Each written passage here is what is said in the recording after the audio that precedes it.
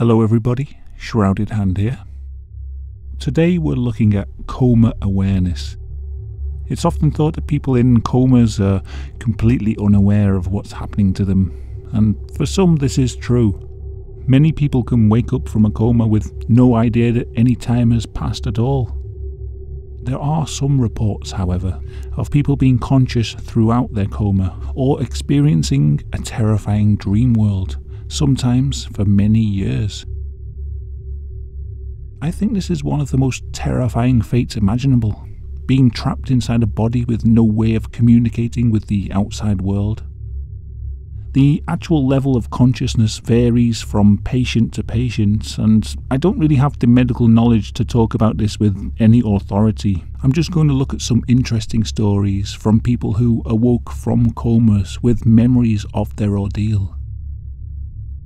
On October the 8th, 2011, Colleen Kelly Alexander was cycling home from work when she was hit by a multi-ton freighter truck and dragged beneath its wheels. The damage to her lower body was immense. Her legs and pelvis were mangled. The flesh on her belly was completely torn away and the internal organs were torn open. She was rushed to hospital where she lost so much blood that she officially died twice before being put into a medically induced coma. Amazingly, 5 months later, she had recovered enough to wake up and speak to her family, and she gave a terrifying account of her time in the coma. She says that the medically induced coma was like being in a half-awake dream. Sometimes she was conscious of the things going on around her. Other times she was in a strange nightmare or even completely unconscious. In her own words, she describes it like this: "I felt like I was locked in a nightmare, imprisoned in my own body.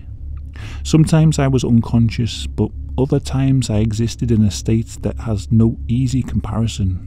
It was my coma state. I couldn't focus on anyone or anything, but I could hear sounds and feel sensations. I was so hot all the time that I felt like my body was on fire. All I could think about was how much I wanted a glass of water. I began having thoughts that were almost hallucinations about lying in a pool of water. The dreams were the bad part. Over and over, I had graphic nightmares about being violently raped and sodomized. I had no idea what was actually happening at the time to cause these horrible images, but now I know that they came from when the medical staff were doing wound changes. My rectum was ripped all the way up to the sacrum, and my vagina was ripped apart too. The nurses spent hours every day cleaning my wounds and changing the bandages. And that's what a medically induced coma really is like. Nothing can take away all the pain without being extremely dangerous. It just makes it confusing and dulled enough so that you don't actually die from the shock of it all. Since her accident, she's recovered enough to complete 50 races and 25 triathlons. She's even written a book about her experiences.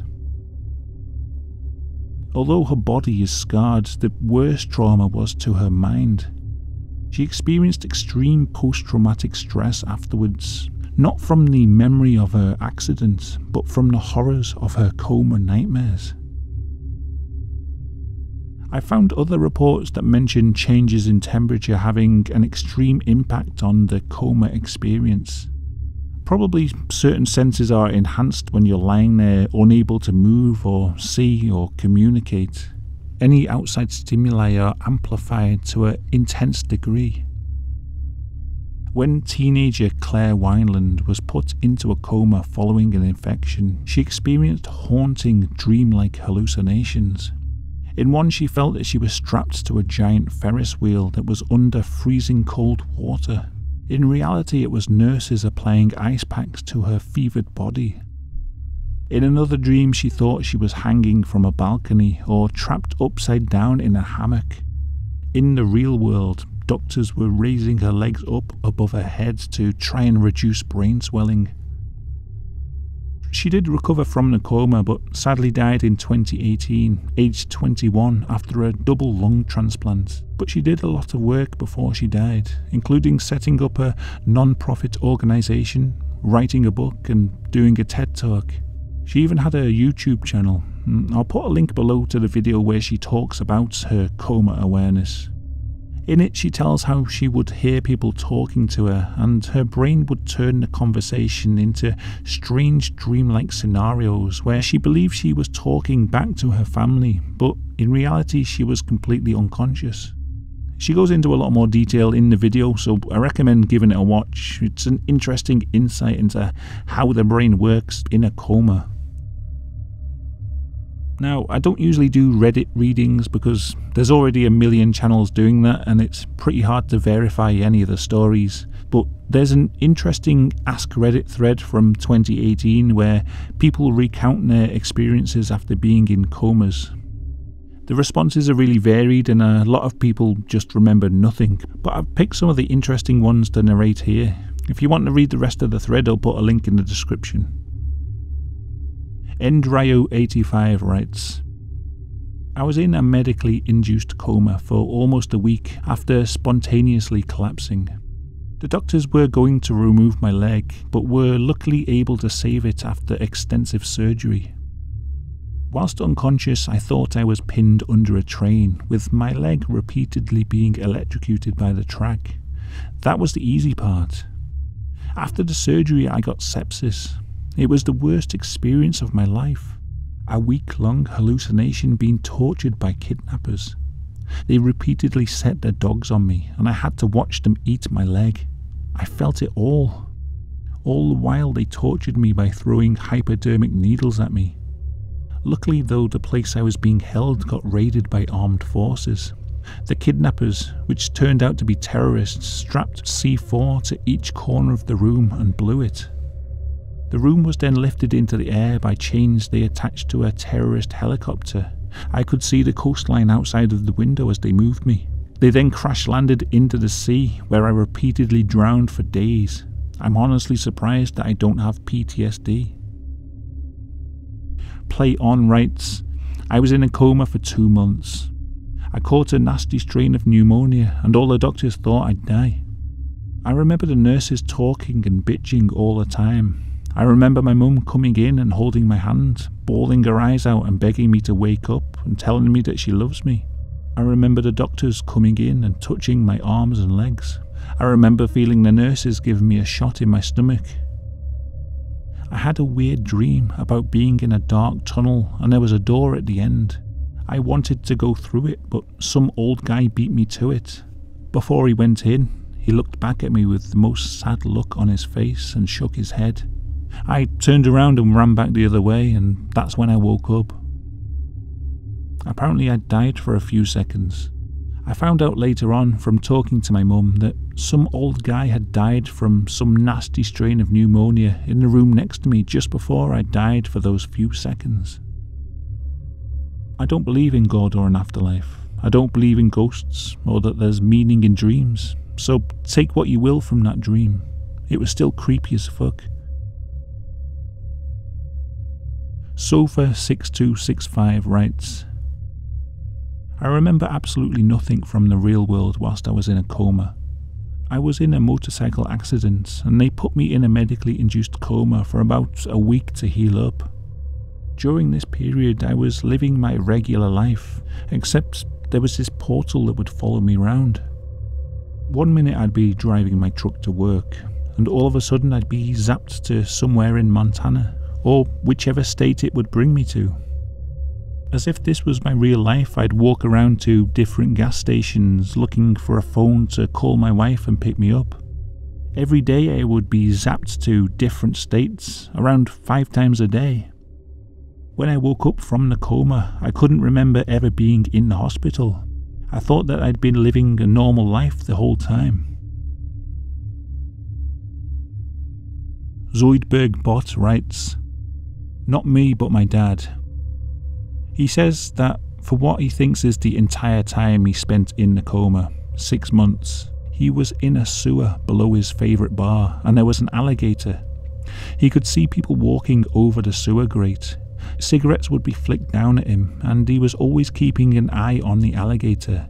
He knew that if he made a sound, it would get him. It never occurred to him that it wasn't real, or that alligators aren't in the sewers, or that it was always night, or that no one looked down to see him. It was just his reality for 6 months. That entire thread is worth a read. As I said, the responses are really varied, but there's some common themes among a lot of them. For example, the feeling of being imprisoned or held hostage comes up repeatedly, as do dreams of being tortured or suffocated. In many cases, they say they can hear the nurses and visitors talking to them. Given these experiences, it's scary to think of what people who are in comas for decades experience. Cases like Terry Wallace, who woke up after 19 years in a coma, or Sarah Scantlin, who spent 20 years unconscious. When Terry and Sarah woke up, they both believed they were still the age they were before going into the coma. To them, it was as if everyone around them had mysteriously aged 20 years overnight. This might suggest that there was no awareness of time passing during their coma, but then they would show signs of remembering events that happened whilst they were unconscious. In Sarah's case, she went into a comatose state in 1984 and awoke in 2004 believing she was still a teenager. But then she was asked about 9/11 and she responded, "Bad, fire, aeroplanes, building, hurt people."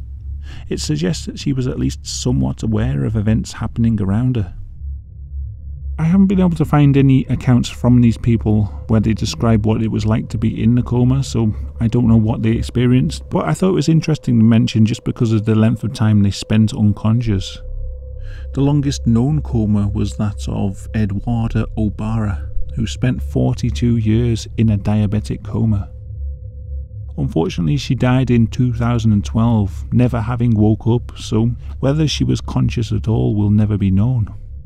We can only hope that her 4-decade-long slumber wasn't the tortured hell experienced by some coma patients. She knows what I'm saying. I mean, she can fool some people, but she's never going to fool me. And she will wake up. Thank you for watching this video, and I hope you found it interesting. Having never experienced a coma myself, I can't really say whether these experiences are described accurately, but there's enough consistency between a lot of the experiences to suggest that it does describe what it's like to be in a coma for a lot of people. Thankfully, it's something that most of us will never experience. Here's the names of everyone supporting the channel.